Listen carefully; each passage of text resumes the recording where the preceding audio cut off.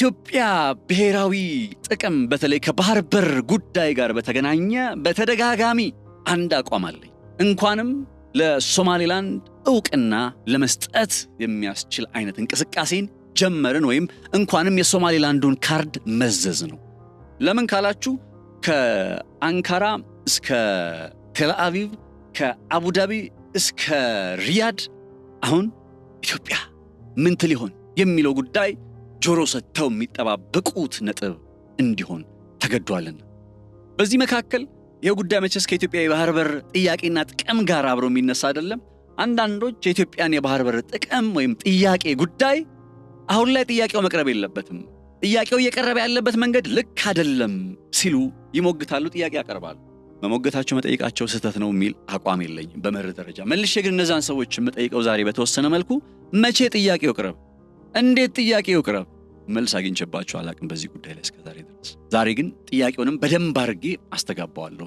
በእኔ ዘንድ ያለውን ጥያቄ የኢትዮጵያን የባህር በር ጥያቄ ጉዳይ እኔ ማንም ለምን አይሆንም እስካነሳና የኢትዮጵያ የባህር በር ጥያቄ መልስ ሊያገኝ የሚችልበት መንገድ እንዳለ ተስፋ እስካደረኩ ድረስ ደግፋለሁ። ይህን ስል ግን ስጋት የለኝም ማለት አይደለም።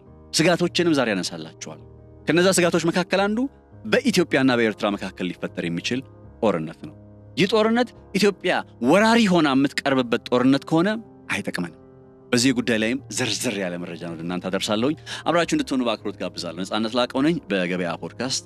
መልካም ቆይታ ይሁንላችሁ። በቀጣይ የትንገንባለው ስንል ከቃል በላይ በተግባር መገለጥን ጭምር ስለምናውቅበት ነው። የደንበኞችን ፍላጎትና ምርጫ ናቸው በተባሉ ስፍራዎች በሙሉ እንገኛለን። እነሆ የምስራች! አሁንም በአዲስ ስፍራ ብቅ ብለናል። ቴምር ፕሮፐርቲስ የአፍሪካ ዲፕሎማሲ በሚቀመርበት ሰፋፊ ኢንቨስትመንትና ግንባታዎች እየተከናወኑበት በሚገኘው ቡልጋሪያ የሚገኘውን አዲሱን ሳይታችንን እናስተዋውቃችሁ። ባለ 1 መኝታ ከ4.8 ሚሊዮን ብር ጀምሮ እንዲሁም ባለ 2 እና ባለ 3 መኝታ ቤቶችን በተለያየ የካሬ አማራጭ ከ15 እስከ 30 በመቶ እውነተኛ ቅናሽ ለሽያጭ አቅርበናል። ምርጫችን ለቢሮና ለሱቅ የሚሆኑ አፓርትመንቶች ናቸው ካሉም ቢሮ በኪራይ ዋጋ እየሸጥን እንገኛለን። 0990 00 1212 እናንተን የምናማክርበት ስልካችን ነው። ሃሎ ይበሉን። ቴምር ፕሮፐርቲስ የምስራቅ አፍሪካና የአፍሪካ ቀንድ ቀጠናና በመበየን ረገድ በጣም ቁልፍ ሆነው ከሚጠቀሱ አበይት ነገሮች መካከል የኢትዮጵያ የባህር በር ጥያቄ አንዱና መሰረታዊው እንደሆነ ይታወቃል።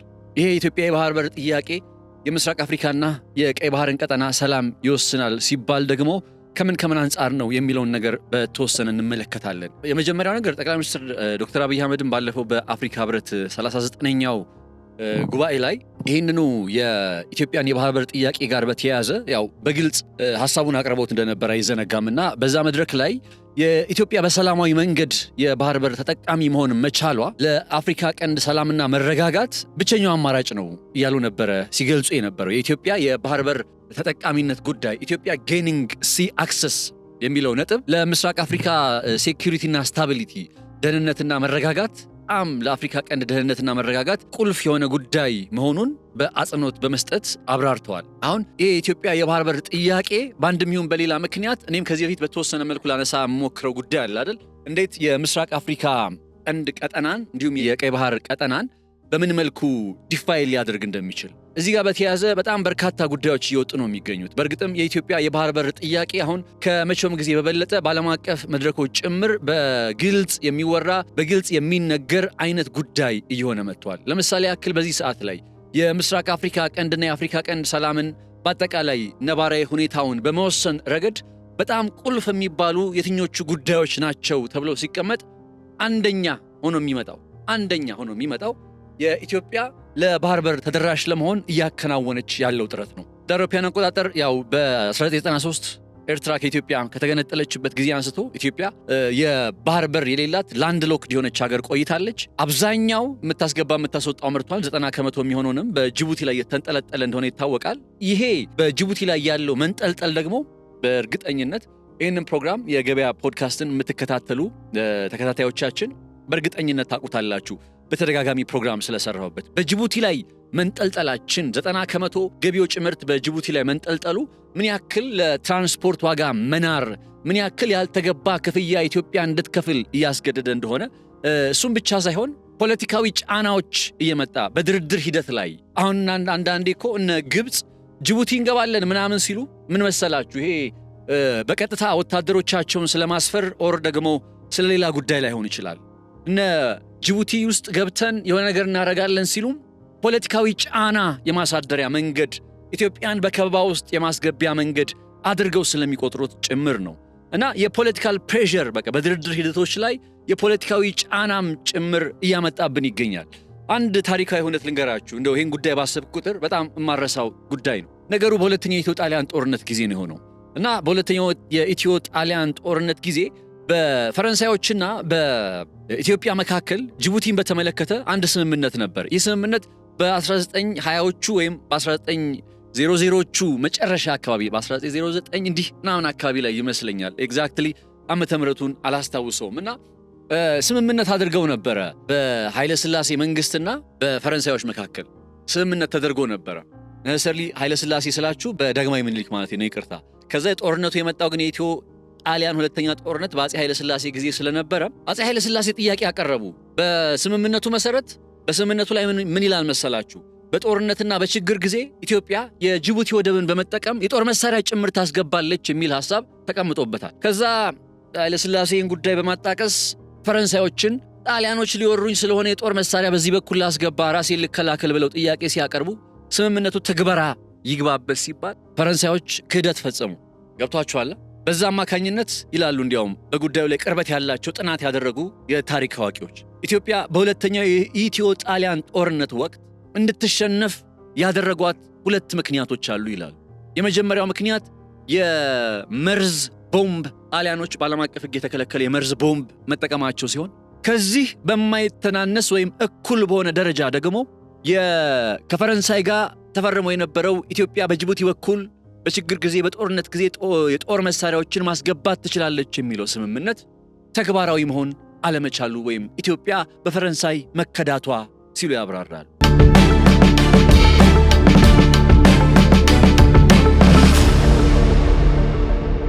አሁን ይህንን ታሪካዊ ዳራ ወይም እንደ ባክግራውንድ ላነሳላችሁ የፈለግኩት በድርድር ሂደቶች ላይ እንደ ጅቡቲ የመሰለ አንድ ወደብ ላይ ያው ጅቡቲ ዶራሌን በሉት ታጁራን በሉት በጅቡቲ ላይ የተንጠለጠለ አይነት አንድ ወደብ ላይ ይሄ ሁሉ 130-120 ሚሊዮን ህዝብ የተንጠለጠለ ሆኖ ሲቀጥል አይበለውና ለጠላቶቻችን በጅቡቲ በኩል ማስገባት ማስወጣት የማይቻልበትን አይነት ሁኔታ ሊፈጥሩ ይችላሉ። እና የኢትዮጵያ የባህር በር ጥያቄ ጉዳይ በእርግጥም የዚህን ቀጠና መጻኢ ጊዜ ይወስናል ስንል ወደንም ሳይሆን ተገደን የመጣንበት ጉዳይ እንደሆነ ዓለም ሊያቅና ሊገነዘብ ይገባል። የእኛም መረዳት በዛ ልክ መሆን አለበት። ይሄ የኢትዮጵያ የባህር በር ጥያቄ ጉዳይ ሲመጣና ሲነሳ የሚቀርበው መከራከሪያ አሁን ቪዲዮዎችን ያለሁኝ ለምሳሌ የኢትዮጵያ የባህር በር ጥያቄ ጉዳይ ተገቢነት እንዳለው እነ ጃዋር መሐመድን ጨምሮ እነ ልደቱ አያሌውን ጨምሮ በጣም በርካቶች የሚስማሙበት ሐሳብ ነው። ኢትዮጵያ የባህር በር ያስፈልጋታል በሚል አሁን ልዩነቱ ኢትዮጵያ የባህር በር ያስፈልጋታል የሚለው ጉዳይ ላይ ተስማምተን እንዴት የባህር በር ማግኘት እንችላለን የሚለው ጉዳይ ነው። እንዴት በምን መልኩ ነው ማግኘት የምንችለው ሲባል ተቃዋሚ የሆኑ ሰዎች አንደኛ ጠቅላይ ሚኒስትር አብይ አህመድ አሁን እየሄደ ያለበት መንገድ ልክ አይደለም፣ አሁን እየሄደ ያለበት መንገድ የኢትዮጵያን ችግር ሊያባብስ የሚችል እንዲያውም ከባህር በር ተጠቃሚነት ሊያርቀን የሚችል ነው ሲሉ ይከራከራሉ።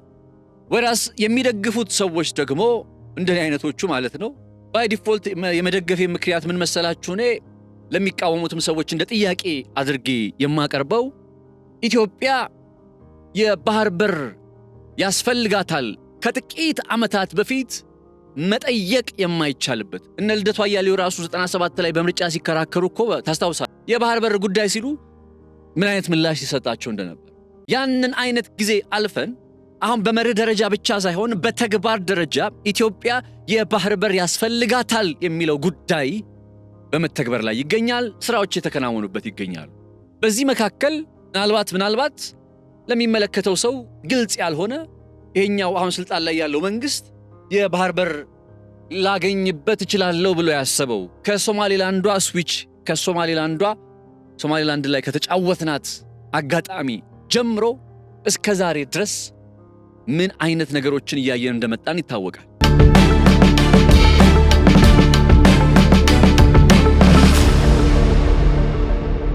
አሁን በምን መንገድ ነው ልናገኝ የምንችለው ነው የኔ ጥያቄ። እነዚህ ሰዎች ኢትዮጵያ አሁን የኢትዮጵያ የባህር በር ጥያቄ እየተነሳ ያለበት መንገድ፣ እየተቀነቀነ ያለበት መንገድ፣ እየቀረበ ያለበት መንገድ ልክ አይደለም ሲሉ እሺ ዜን በምን መንገድ ነው መቅረብ የነበረበት ስትሏቸው ምንም የሚሉት ነገር የለም። አስተውላችኋል ይሄን ነገር? እኔ አሁን እነሱን መቃወሚ ምናምን አይደለም። በጣም ደስ የሚለኝ ፓርት ባይዘው ስለ ባህር በር ጉዳይ ስናነሳ እኔ I don't have a problem with ከየትኛውም ተቃዋሚ ጋር እና I'm not a supporter of የትኛውንም ስልጣን ላይ ያለ አካል እንትኑኝ ምናምን አይደለም። በቃ የጋራ ነው። ብንቃወም ብንደግፍም የባህር በር ጉዳይ አንድ ጋራ የሚያደርገን ልክ እንደ ታላቁ የኢትዮጵያ ህዳሴ ግድብ የጋራ የሚያደርገን ነገር ነው። አስባችሁታል? ለዛ ነው ጥንቃቄ መጠንቀቅ አለብን ሲሉ እነዚህ ሰዎችም ከውጭ ያሉ ሰዎችም የሆነ ከክፋት ነው ብዬ አላስብም። ፖለቲካል ሞቲቬሽን ቢኖረውም እንኳን የፖለቲካዊ ግብ ቢኖረውም እንኳን ግን ከክፋት ነው ብዬ አላስብም። አሁን የኢትዮጵያ የባህር በር ጥያቄን ምናምን ብለው ተቃውሟቸውን የሚያሰሙ ሰዎች ከክፋት ነው ብዬ አላስብም። ይሄን እንደማላስበው ደግሞ በትክክለኛው መንገድ እየሄደ ነው ብዬ የማስበውን አሁን እየሰሩበት ያሉትን አካላትም ደግሞ ሪስፔክት አደርጋለሁ። ለምንድን ነው ይሄን የማደርገው? የኢትዮጵያ የባህር በር ጥያቄ ለኛ ለኢትዮጵያውያን አንድ የጋራ ትርክታችን ነው። አንድ እንደ ጋራ የተሸወድነው፣ እንደ ጋራ የተከዳ ነው፣ እንደ ሀገር የተሸጥንበት ነው። አሁን ኤርትራን በዚህ ቀጠና ላይ ምን ያክል ስትራቴጂካል እንደሆነች እኮ ጠፍቶን አይደለም። ኤርትራ ስትራቴጂካል ነች። የአሰብና የምጽዋን ወደብ ይዛ በዚህ ቀጠና ላይ ስትራቴጂካዊ ሆናለች። ሪሊ የኢሳያስ አፈወርቂ አስተዳደር ከኢትዮጵያ ጋር በሰላማዊ መንገድ የባህር በር ተጠቃሚነትን ሊረጋገጥ በሚችልበት ሁኔታ ላይ አብሮ የመስራት ፍላጎት አለው? አሁን የሄድንበት ያለው መንገድ ተገቢ አይደለም ብለው የሚከራከሩ ሰዎችን ቅድም እንዳልኳችሁ መጠየቃቸው ጥያቄ ዜን በምን መልኩ ነው ለመሰላችሁ የነምለው ሶማሊላንድ ላይ የተጫወትነው የመዘዝነው ካርድ በጣም በሚገርማችሁ ሁኔታ ሶማሊላንድ ላይ ያችን ነገር ማንሳታችን ወደዳችሁም ጠላችሁም አመናችሁም አላመናችሁም ዛሬ ከቴል አቪቭ እስከ አንካራ ድረስ በኢትዮጵያ ጉዳይ ከአቡዳቢ እስከ ሪያድ ድረስ ኢትዮጵያን ከጎናችን ማድረግ አለብን ብለው ከወዲህ ወዲያ የሚርመሰመሱ የሚድል ፓወር ሀገራት እና ኢመርጂንግ ፓወር ሀገራት እንዲፈጠሩ ወይም እንድናይ ምክንያት ሆኗል። ኢማጂን ስለ ሶማሊላንድ ጉዳይ የማይመለከተንን ወይም የሶማሊላንድ የሀገርነት ምናምን ጉዳይ በተመለከተ የኛ ጉዳይ አይደለም ባይዘው ወይ በሶማሊላንድና በሶማሊያ መካከል ያለ ጉዳይ ነው። እኛም በሰዓቱ ብያችኋለሁ ስህተት አድርጌ ያልቆጥረው ነገር ግን ብቻችንን መሆናችን ነበር በሰዓቱ ስህተቱ። አሁን እስራኤል ምናምን አስከትለን ቢሆን ኖሮ ያን ውሳኔ ወሰንነው ወርዝ የሚያደርግ ሪስክ ነው። ግን በሶማሊላንድ ጉዳይ ላይ የኢትዮጵያ ስለሄደች ስላልሄደች አይደለም፣ ኢትዮጵያ እውቅና ስለሰጠች ስላልሰጠች አይደለም ሶማሊላንድ ሀገር የምትሆነው ማትሆን። ይኸው ኢትዮጵያ እጇን አጣጥፋ በተቀመጠችበት ሰዓት ላይ እስራኤል ከቻለች አይደለ? ነገሩ በምን እንደቀጠለ ታውቁታላችሁ።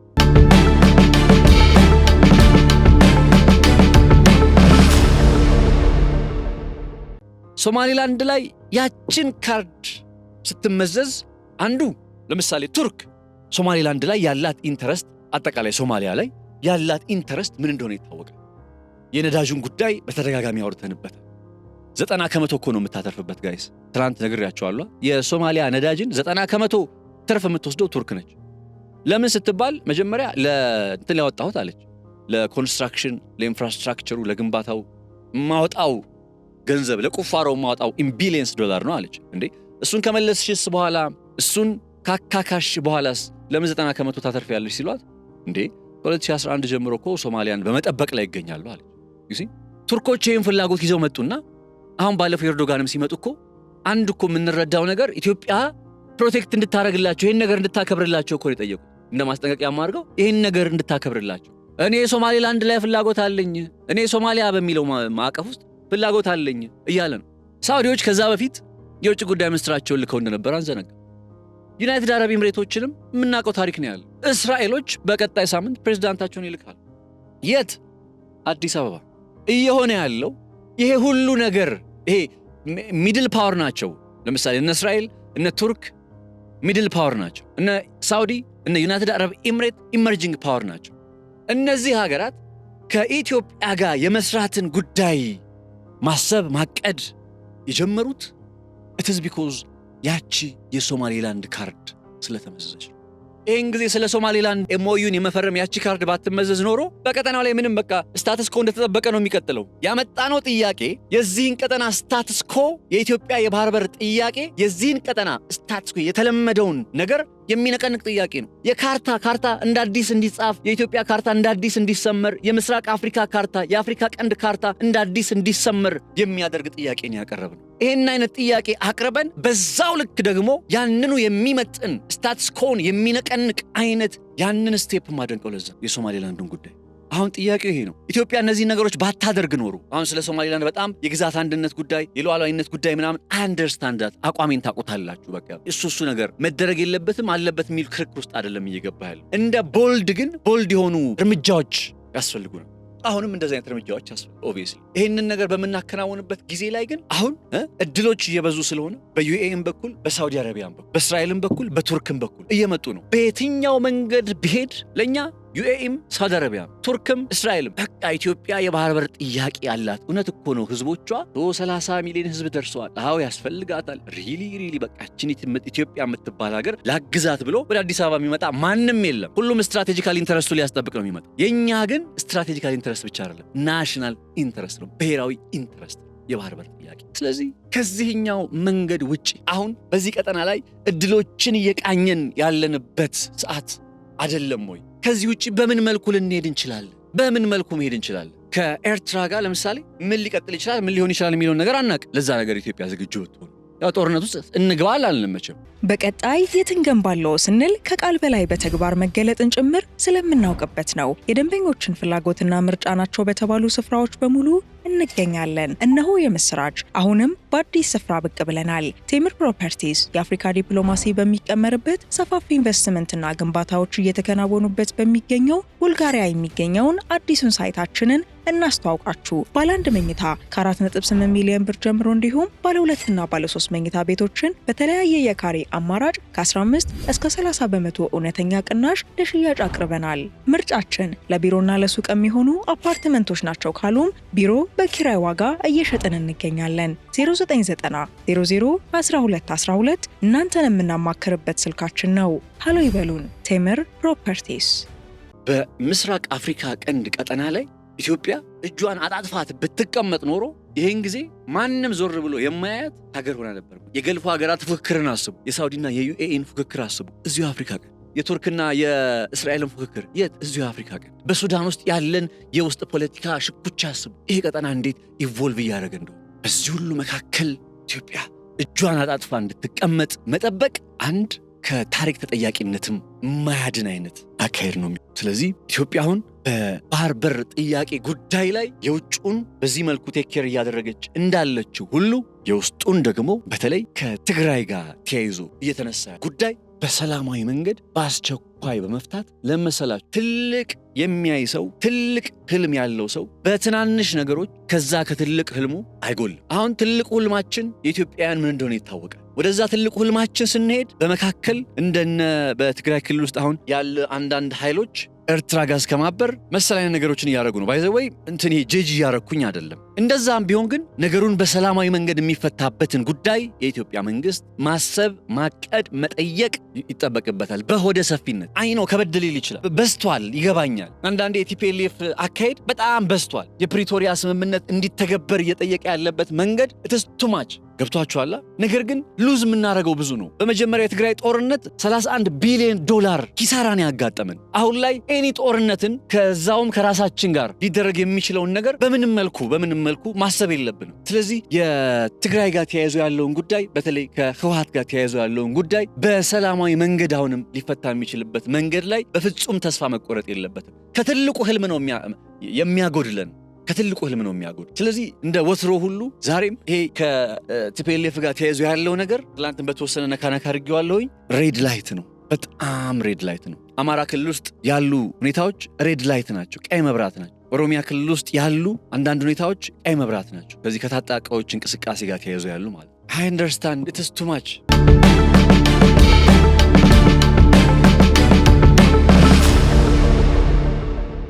ሌላኛው በዚህ ቀጠና ላይ የማይካደው ነገር ምንድነው ከተባለ ቅድም በተወሰነ ላነሳላችሁ ሞክሬያለሁ። የኤርትራ ስትራቴጂካዊ ፖዚሽኒንግ ነው። ያው ኤርትራ ረዘም የሚለውን የቀይ ባህር ክፍል የምትይዝ ሀገር እንደሆነች ይታወቃል። ላልኳችሁ ከምጽዋ እስከ አሰብ ድረስ ባለው አሰብ ላይ እንኳን ያው ብዙ ነገሮች፣ ብዙ ሴራዎች፣ ብዙ አንድምታዎች እንዳሉ ይታወቃል። ከዚህ ጋር በተገናኘ በኢትዮጵያና በኤርትራ መካከል አሁን ላይ እየሰማን ያለ ውጥረት አለ። በዚህ በድንበር አካባቢ ላይ ቪዲዮዎች አሁን ለምሳሌ በሶሻል ሚዲያ እንመለከታለን አይደል? አንዳንዶች እንዴት ጦር እንቅስቃሴ በመከናወን ላይ መሆኑ እንዲያውም በርካታ ዘገባዎችን የተለያዩ የሀገር ውስጥና ዓለም አቀፍ መገናኛ ብዙሃኖች እኮ አንዱ ከሚያነሱት ከሚዘግቡት ነገር መካከል ይሄ የኢትዮጵያና ኤርትራ መካከል ውስጥ በቃ ጦርነት የሆነ የእንትን እድሜ ነው የቀረው፣ የሰከንዶችስ እድሜ ነው የቀረው የሚል አይነት ዘገባን በተደጋጋሚ ነው እያየን የምንገኘው አይደለም? ይሄ በኢትዮጵያና በኤርትራ መካከል ምን ያክል የጦርነት ስጋት አለ?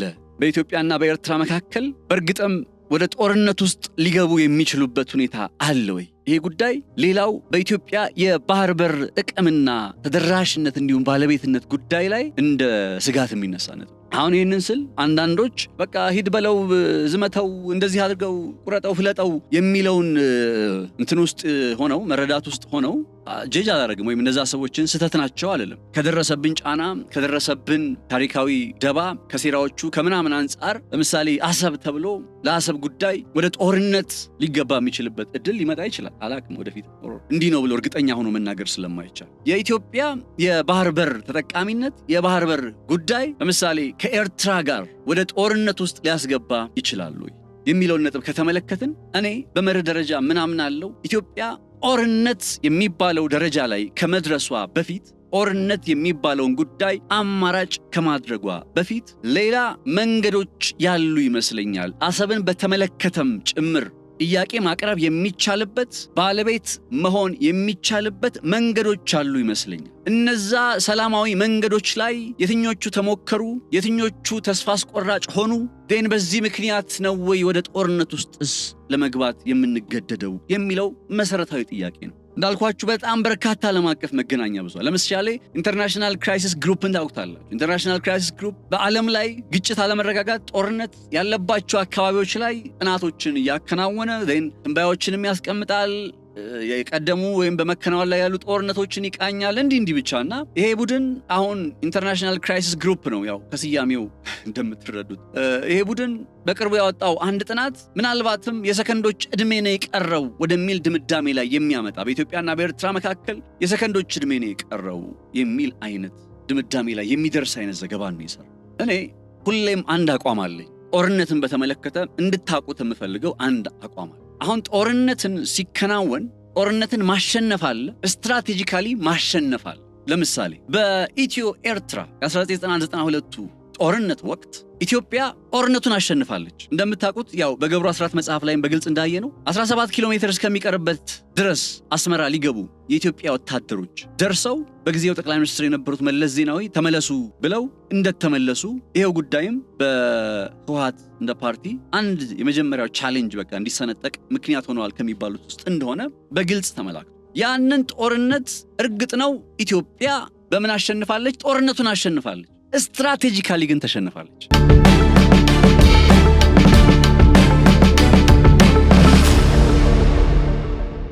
ስትራቴጂካሊ የተሸነፈችው እንዴት ነው? አልጀርስ ላይ ነገሩ በድርድር በሚቋጭበት ጊዜ የኢትዮጵያ ብሔራዊ ጥቅም ናቸው የሚባሉት እንደ አሰብ የመሰሉ ወደቦች እጅግ ኢፍትሃዊ በሆነ መልኩ የኤርትራ አካል ሆነ። በዛ አጋጣሚ እንዲያውም ገብሩ አስራት አንድ የሚገልጹት ነገር አለ። ኢትዮጵያ ጦርነቱን አሸነፈች፣ ኤርትራ መሬቱን ወሰደች የሚል አይነት ማለት ነው። እና ይሄ ጦርነትን ማሸነፍና ስትራቴጂካሊ ማሸነፍ የሚባሉት ጉዳዮች እጅግ በጣም ቁልፍ ናቸው። እኔ አሁን ከኤርትራ ጋር ሆነ ከምን ጋር በዚህ ቀጠና ላይ ማለት ነው ስትራቴጂካል ቪክትሪ፣ ስትራቴጂካዊ አሸናፊነት ነው የሚያስፈልገን እንጂ ለኢትዮጵያ ጦርነትን ማሸነፍ አይደለም። ኢትዮጵያ ባይ ዲፎልት በዚህ አካባቢ ላይ አንድ የሆነን ቦታ በጉልበት አስመልሳለሁ ብላ ለምሳሌ አሰብን በጉልበት እናስመልሳለን ብለን አሰብን ኤርትራን ብንወር ጦርነቱን ልናሸንፍ እንችላለን። ግን there is no way አሰብን ወደ ኢትዮጵያ መመለስ የምንችልም። በዚህ ለምሳሌ ጦርነት ኤርትራን ወረን ጦርነቱን በማሸነፍ አሰብን ብንይዝ ምንም መንገድ የለም። ለምን? ስትራቴጂካዊ አሸናፊነት ስላለ። ስትራቴጂካዊ አሸናፊነት ምንድን ነው? ቀድሞ ካልኩሌትድ ሆኖ ፕሪሜዲቴትድ ቀድሞ የታሰበበት ሆኖ at the end of the day የኢትዮጵያ የሚያስፈልጋትን ብሔራዊ ጥቅም የሚያረጋግጥ በሆነ መልኩ መጨረስ ነው። ያ እንዴት ይፈጸማል ካላችሁ የመጀመሪያው ነገር በዚህ ቀጠና ላይ ስትራቴጂካዊ አሸናፊነትን ለመጎናጸፍ የመጀመሪያው ነገር ጦርነትን በእኛ ሰበብ ምክንያት፣ በእኛ ገፊነት ምክንያት፣ በኢትዮጵያ ገፊነት ምክንያት ጦርነትን አለመጀመር ነው። ይህንን ቁርጡን ወቁ። በጦርነት አሰብን እናስመልሳለን ብለው የሚከራከሩ ሰዎች ተወረን ራሳችንን ለመከላከል በሚል ወደ ጦርነት ውስጥ ከገባን እንዳልኳችሁ ስትራቴጂካዊ አሸናፊነት ነው፣ ሰልፍ ዲፌንስ ነው። ለምሳሌ ባለፈው የኢትዮጵያ የውጭ ጉዳይ ሚኒስትር መግለጫ ኤርትራ ከግዛቴ ለቃ ትውጣ ፋክት ነው አይደል? እንደ ፕሪቴክስት እንኳን ብቻ አይደለም፣ አዘ ፋክትም ይሄ ጉዳይ አለ። እንደው ፋክት በሚለው ጉዳይ ላይ እንኳን ኤርትራ ስለምትክድ ኤርትራ ትክዳለች፣ ኢትዮጵያ ውስጥ የለውም ትላል እና አሁን እንደዛ አይነት ነባራዊ ሁኔታ ካለ ይሄ ራስን ወደ መከላከል መቀየር ይችላል። የሀገር ሉዓላዊነት ወደ ማስጠበቅ መቀየር ይችላል። ገብቷችኋል? ግንስ በቃ አሰብ የኛ ነው በታሪክም በጂኦግራፊም በመናምን ብለን አስበን ከዛ ብድግ ብለን ሂደን ኤርትራን በቃ ጉልበት አለን ብለን ብንወር ይዞ ለመቀጠል ያንን ቦታ ይዞ ለመቀጠል በጣም ብዙ ዋጋ ያስከፍላል። ለምሳሌ ሩሲያን ተመልከቷል። ሩሲያ ክራይሚያን በ2014 እንደ አውሮፓውያን አቆጣጠር የራሷ ግዛት አደረገች። ምክንያቷ ምንድን ነው ስትሉ አሁን ወረራ እኮ ነው፣ ሊትራሊ ወረራ ነው። ክራይሚያ የሚባለው የዩክሬን ግዛት በቀደመው ጊዜ ሩሲያ ክልል እንደነበረ ይታወቃል። ያው በታሪክ አንድ ንጉሳቸው ነው በስጦታ መልክ ለዩክሬን የሰጣቸው። ግን ባይ ዲፎልት 1991 እንደ አውሮፓውያን አቆጣጠር ላይ ቀዝቃዛው ጦርነት እኮ በጣም ባይዘዌ አሁን ብዙ ጭቅጭቅ እየመጣባቸው ያሉ እንትኖች አካባቢዎች ኢቨን በሩሲያና በዩክሬን መካከል 1991 ከቀዝቃዛው ጦርነት መጠናቀቅ በኋላ በተፈጠረው የዓለም ስርዓት ላይ የተከሰቱ እውነታዎች ናቸው እና የክራይሚያ የምትባለው ግዛትን አጠቃላ ዩክሬን እንደ ሀገር የተመሰረተችው መች ነው? 1991 ነው። ይቺ እንደ አዲስ የተመሰረተችው ዩክሬን እንደ ሀገር እውቅና በመስጠት ቀዳሚው ሀገር ማነች? ሩሲያ ነች። ልክ እንደ ኢትዮጵያና እንደ ኤርትራ 1991 ላይ ነው አይደለ ኤርትራ ከኢትዮጵያ የተገነጠለችው በፈረንጆቹ። ልክ እንደ ዩክሬን ለኤርትራ እውቅና በመስጠት ረገድ የመጀመሪያው ሀገር ማነች? ኢትዮጵያ ነች። ከዛስ ይቺን ቭላዲሚር ፑቲን በጣም ያው ስትራቴጂካዊ ሰው ናቸው። የኔቶ መስፋፋት ጉዳይ አሳስቦናል፣ የኔቶ ካፍንጫችን ስር መምጣት አሳስቦናል ብለው 2014 እንደ አውሮፓውያን አቆጣጠር ላይ ክሪሚያን ልብ አድርጉ፣ ክሪሚያ ኔቶ ስለገባ የሚል ኢሚዲየት ኮዝ እንደ ምክንያት ቀረበባት እንጂ ክሪሚያ በጥቁር ባህር በኩል ሩሲያ ሰብሬ ልውጣ ቀድጄ ልውጣ ብትል ያላት አማራጭ ነች። ክሪሚያ አሰበሏት። ያችን ሀገር ግን ዝም ብለው ከመሬት ተነስተው አይደለም ሄደው የወረሯት። እነ ትራምፕ ወደውም ሳይሆን ተገደው አጽድቀውለታል። ያው ፓወርፉል ስለሆነ ነው።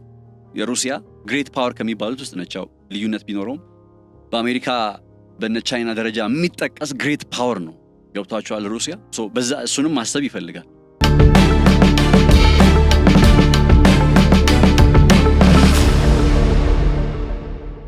እና ቭላዲሚር ፑቲን የሰሜን ጦር አትላንቲክ ድርጅት የሰሜን አትላንቲክ ጦር ቃል ኪዳን ድርጅት ኔቶ ዩክሬንን የአባል ሊያደርጋት ነው፣ ካፍንጫዬ ስር የእነ አሜሪካ ኒውክሌር ሊደገንብኝ ነው፣ ስለዚህ ብሔራዊ ደህንነት ነው ሴኩሪቲ ዳይለማ የምንለው ማለት ነው፣ እሱ ስጋት ፈጥሮብኛል፣ ስለዚህ ያለኝ አማራጭ ራሴን መከላከል ነው።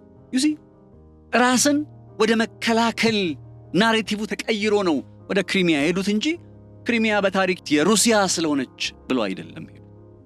ኔቶ ሊይዘን ነው ብሎ ነው። ከዛም በኋላ አሁን በቅርቡ የቀጠለው በ21 የጀመረው አሁን እነ ዶንባስ እነ ሄርሶን እነ ዛፖሪዥያ ምናምን ላይ የሚከናወነው የምስራቅ ዩክሬን ላይ ያለው ጦርነትም ይዛ ተቀጥላ ነው። ስቲል በሰልፍ ዲፌንስ ራስን መከላከል በሚል ስም ነው የሰው ግዛት እየወረረ እኮ ነው የምላል። ይሄ ሁሉም የሚሆነው ለምንድን ነው? አሁን በድርድር ጠረጴዛ ላይ ሲመጡ ዶንባስ አሉ እኮ ዶናልድ ትራምፕ ራሳቸው። ዶንባስ የሚባለው ይሄ ግዛት ከዚህ በኋላ የዩክሬን አይደለም፣ እንዲያውም ገብቷቸዋል፣ የሩሲያም አይደለም። የማን ነው? መሀል ላይ በሰልፍ ገቨርኒንግ በሆነ በራሱ የሚተዳደር አዲስ ቦታ ይፈጠራል። ክሪሚያስ የማን ነው? ክሪሚያ ማለት በጥቁር ባህር ላይ ያለው ቦታ የማን ነው ሲባል እሱ የሩሲያ ነው። ምን አስባ ሂዳ ሩሲያ ምን እንዳሳካ ናሬቲቭ እንዴት እንደነበረ።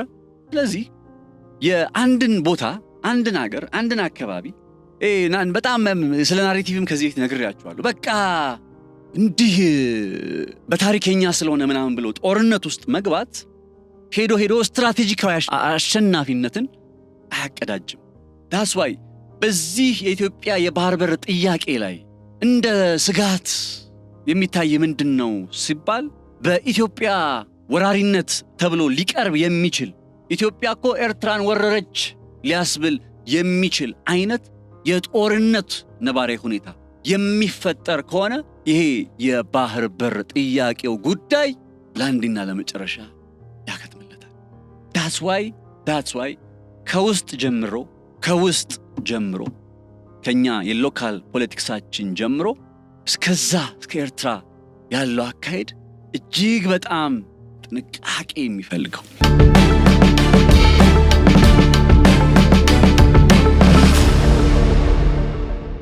ስለዚህ የዛሬው ቆይታ ዋና አበይት ማጠንጠኛዎች እነዚህ ናቸው። የመጀመሪያው ጉዳይ የባህር በር ጥያቄን መጠየቃችን ልክ ነው፣ መነሳቱ ልክ ነው። ያው ተቃውሞዎች ቢመጡም እንኳን እንደው ጠቅላላ አደረገው ማለት ነው። ተቃውሞዎች ቢመጡም ብናይም እንኳን አንዳንድ ኢትዮጵያውያን አረ ብለው ድምጻቸውን ቢያሰሙ እንኳን ስቲል እንዳልኳችሁ አይ ሰፖርትድ ስቲል ደግፈዋለሁ። ምክንያቱም የኢትዮጵያ የባህር በር ጥያቄ ነው። ዛሬ ካልተጠየቀ መቼ ሊጠየቅ ነው? በደንብ ደግፈዋል። ትላንትና ስለ ባህር በር ማናወራበት ጊዜ ነው። ዛሬ እኔ ሙሉ ፕሮግራም የምሰራው ባህር በር ጉዳይ ላይ፣ በኢትዮጵያ ብሔራዊ ጥቅም ጉዳይ ላይ ሙሉ የጋዜጠኝነት ጊዜ እየሰራ ያለው አም ፕራውድ ይህን እየሰራው በመሆኔ የዚህ ትውልድ አካል በመሆኔ በጣም ኩራት ይሰማኛል። እደግፈዋለሁ በደንብ። እኔ በቃ ትልቅ ነገር ነው የኢትዮጵያ የባህር በር ጥያቄ ጉዳይ መነሳት መቻሉ እጅግ በጣም ትልቅ ነገር። እንዴት መቼ ምናምን የሚሉት ጉዳዮች ቀጣይ ስቴፕ ናቸው። ግን ደግሞ ይህንን ስል ስጋቶች የሉም ማለት አይደለም። ስጋት ሆነው የሚነሱትና ትኩረት የሚሹ መፍትሄ የሚሹ አለ አይደል? እኔ እንኳን እንደው ከዚህ አምሮይ እንደው ይሄ ነገር ግን እንዴት ይሆን ብሎ የሚያስጨንቀ ነገር ምንድነው ብትሉ፣ አንደኛው የሎካል ፖለቲክስ ላይ ያለው ትንሽ መንገራገጭ፣ ሁለተኛው ነገር ደግሞ ከኤርትራ ጋር ተያይዞ ያለው ጉዳይ። የኤርትራ ጉዳይ ለምን ያሳስብሃል ካላችሁ፣ ያው ማጠቃለያ አይደል እየሰጡ ያለው። የኤርትራ ጉዳይ ለምን ያሳስብሃል ካላችሁ፣ የኤርትራ ጉዳይ የሚያሳስበኝ ጦርነት ማሸነፍ አይደለም የምፈልገው፣ ስትራቴጂካዊ አሸናፊነትን መቀዳጀት ነው የምፈልገው። ለጦርነት እንዳልኳችሁ ነው 92 ላይ ኤርትራዎችን ሌትስ ታሪክ እንዲናገር ፈቀዱለት። እኔ አልናገር። ታሪክ በግልጽ አስቀምጦ ጦርነትን በማሸነፍ እኛ ስንደሰት ባድመን ጨምሮ ባይዘወይ አሰብ ትላላችሁ እናንተ በብዙ ሁኔታዎች ላይ ስትራቴጂካሊ ተሸነፈ እዛ ሞመንት ታንክስቱ በጊዜው ስልጣን ላይ ለነበር። ስለዚህ አሁንም ያንን አይነት ነባራዊ ሁኔታ እንዲመጣ ስለማልፈልግ ስለ ጦርነት አሸናፊነት ምንም ጉዳይ አይደለም። እኔ ከኤርትራ ጋር ምንም ጉዳይ የለኝም። ኤርትራን በጦርነት ማሸነፍ አለማሸነፍ እቺ የጥፍሬን ቆሻሻ ያክል ትኩረት የምሰጠው ጉዳይ አይደለም። የኢትዮጵያን ብሔራዊ ጥቅም የማክበርና የማስከበር ጉዳይ ግን ትልቁ አበይት ጉዳይ።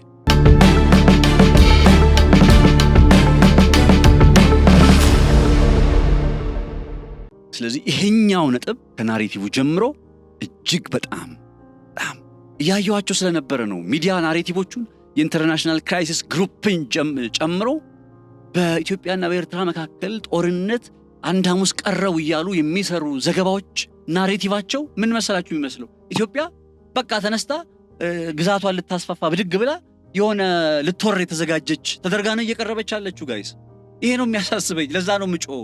ትላንትና ማታ እያየሁት ነበር የኢንተርናሽናል ክራይሲስ ግሩፕ። ዛሬ የማቀርበው ፕሮግራም ምንድነው የሚለውን ጉዳይ ሲዘጋጅ እያየሁት ነበር እና ሚድል ኢስት አይ ላይ እና ፈርስት ፖስት ላይ በጣም በርካታ ዓለም አቀፍ መገናኛ ብዙሃን ላይ በኢትዮጵያ ጉዳይ ላይ ነገሩ ሲጻፍ የጦርነቱ ነገር ሲመጣ አብይ አህመድ አስተዳደር ብለው ይጀምሩና የኖቤል ተሸላሚው የአብይ አህመድ አስተዳደር እንደዚህ ከዛ በትግራይ የነበረውን ጦርነት ያስታውሷቸዋል።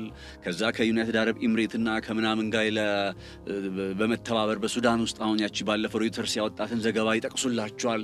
ከዛ መጨረሻ ላይ አሁን ደግሞ ወደ ኤርትራ ጋር ጦርነት ሊጀምር ነው ወደሚል ድምዳሜ ነው። እንዴት ናሬቲቭን ሼፕ እንደሚያደርጉት በዚህ መንገድ ይላችሁ ይሄንን ናሬቲቭ ካልቀለበስ ነው በቀር ስትራቴጂካዊ አሸናፊነትን መቀዳጀት አንችልም ብሮ በፍጹም ስትራቴጂካዊ አሸናፊነትን አያቀዳጀንም ይሄ ጦርነትን ልናሸንፍ እንችላለን ግን ጦርነት በማሸነፍ ምንም አናገኝም ወደብ አይደለም ምንም ነው ማናገኝም ስለዚህ ስትራቴጂካዊ አሸናፊነትን ለመጎናጸፍ ናሬቲቭን ከመቀልበስ ጀምሮ እጅግ በጣም በርካታ የቤት ስራ ይጠይቃል ይሄ ጉዳይም ሌላው የሚያስጨንቀኝ ነጥብ ለማለት ያክል ነው የፈለኩት ክብራትና ክብራን ተከታታዮቻችን እሺም እኔ የሚሰማኝን ነው የምናገረው ታውቃላችሁ ለገሌ ውግንና ለገሌ ተቃውሞ ምናምን የለኝም ጋዜጠኛ ነኝ ዓላማዬ ሀገሬ ተለውጣ ሀገሬ የባህር በር ተጠቃሚ ሆና ማየትና ማየት ብቻ ነው ሌላ ምንም ዓላማ የለኝም ስለዚህ ለሀገሩ እንደሚጮህ ለሀገሩ እንደሚቆረቆር አይነት ሰው ነው እንጂ ማወራችሁ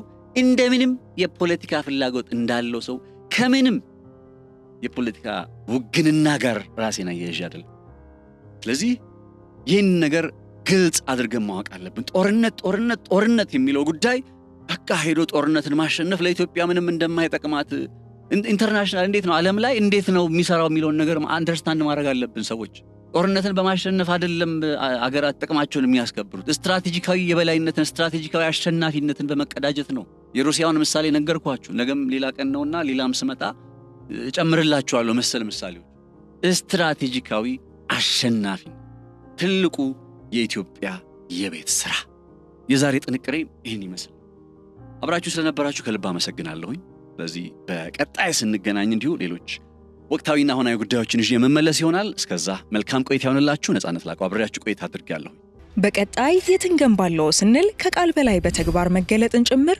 ስለምናውቅበት ነው የደንበኞችን ፍላጎትና ምርጫ ናቸው በተባሉ ስፍራዎች በሙሉ እንገኛለን እነሆ የምስራች አሁንም በአዲስ ስፍራ ብቅ ብለናል ቴምር ፕሮፐርቲስ የአፍሪካ ዲፕሎማሲ በሚቀመርበት ሰፋፊ ኢንቨስትመንትና ግንባታዎች እየተከናወኑበት በሚገኘው ቡልጋሪያ የሚገኘውን አዲሱን ሳይታችንን እናስተዋውቃችሁ ባለ 1 መኝታ ከ4.8 ሚሊዮን ብር ጀምሮ እንዲሁም ባለ 2 እና ባለ 3 መኝታ ቤቶችን በተለያየ የካሬ አማራጭ ከ15 እስከ 30% እውነተኛ ቅናሽ ለሽያጭ አቅርበናል ምርጫችን ለቢሮና ለሱቅ የሚሆኑ አፓርትመንቶች ናቸው ካሉም ቢሮ በኪራይ ዋጋ እየሸጥን እንገኛለን 0990 00 1212 እናንተን የምናማክርበት ስልካችን ነው ሃሎ ይበሉን ቴምር ፕሮፐርቲስ